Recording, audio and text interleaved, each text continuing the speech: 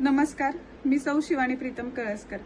आज राजधानी सातारामधील करंजे या गावात किटली चहाजवळ अतिशय धक्कादायक घटना घडली आहे। एका शाळकरी मुलीला एका युवकाने तिच्या गळ्याला चाकू दाखवून जी दहशत माजवली आहे ते अतिशय चुकीचं आहे आणि मी या बाबतीत प्रशासनाला विनंती करते की त्यांनी अतिशय कठोर कारवाई करावी आणि लवकरात लवकर तातडीने करावी।